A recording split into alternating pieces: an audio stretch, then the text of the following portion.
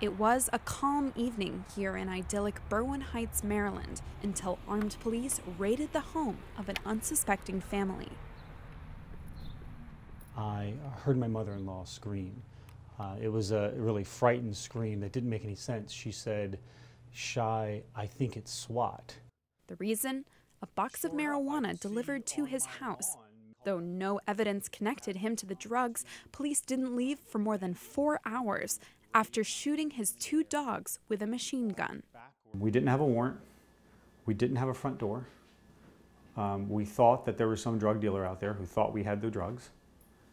And we had a house that was torn upside down with a search and 2 enormous pools of blood.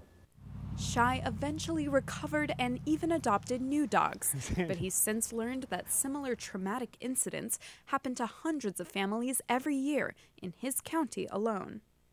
Violent raids on homes like this one in suburban Maryland are increasing across the country. Critics say they're turning American neighborhoods into war zones as equipment from overseas conflicts in Iraq and Afghanistan gets repurposed for local police departments. Over the past few years, local police departments like this one in Boston have been given millions of dollars of military equipment free of charge. Congress created the program to reuse hardware like these vehicles left over from U.S. wars in Iraq and Afghanistan. But an investigation by the American Civil Liberties Union found that more than a third has been newly purchased for police.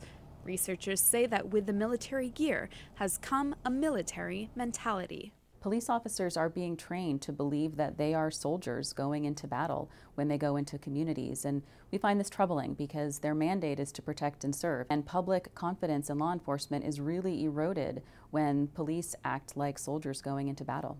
The nationwide investigation found that the use of militarized police teams has dramatically increased over the past few decades. Police, police, police! Tens of thousands of homes are now raided by SWAT teams every year, a trend critics say has strayed from the program's original purpose. The SWAT team, Special Weapons and Tactics, was created in the 1960s to deal with real emergency situations like active shooter scenarios, barricade situations, hostage-taking situations.